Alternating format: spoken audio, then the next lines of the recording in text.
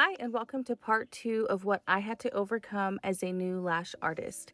So, in this episode, we're going to be talking about the actual making of the fans because there are actually two main methods. There are other methods, like if you get the easy fan lashes, you can kind of just move your tweezers on the tray and they'll fan out. So I guess technically that's a way that you can make fans, but the two most common ways that you're going to be making your fans is going to be with the glue ring, and then you kind of make the fan right then, or like the pinch method and then you dip it in the glue.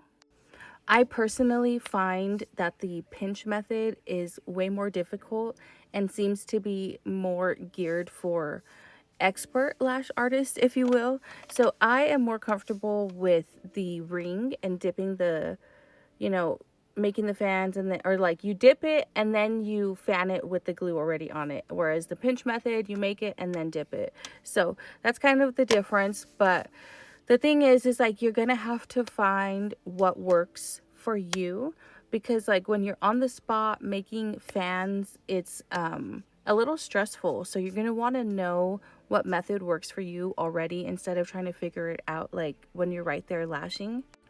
I will say this, like they do sell pre-made fans, but they definitely are not the same texture. They don't look the same, and the retention isn't as good. So you're gonna want to learn how to make fans, like just something that you are comfortable with. Do not try to go around it by just thinking that you can buy pre-made fans and go your whole like lash career with the pre-mades. Although I'm pretty sure you are going to meet some lash artists where that is the case, and that is great for them.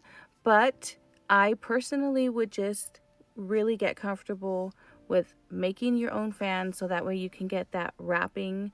Like when you make your own fans, you can like wrap it around the natural lash, whereas like if you buy a pre-made fan, it's already closed, so you're more just like placing it on the natural lash instead of wrapping it, which will affect your retention. So if retention is something you are struggling with, you definitely want to stay away from pre-made fans. So yeah, that's going to be my advice on fans. Just get comfortable with making them, even if they're not perfect. That's okay. You know, you'll get better with time. Everything comes with practice. So the more fans you make, the more perfect and the more uniform they're going to get. And then the next thing we're going to have to talk about with those fans is placement. So stay tuned and come back for the next video, because that's going to be next on the series. And thank you for watching. Let me know in the comments if I'm missing any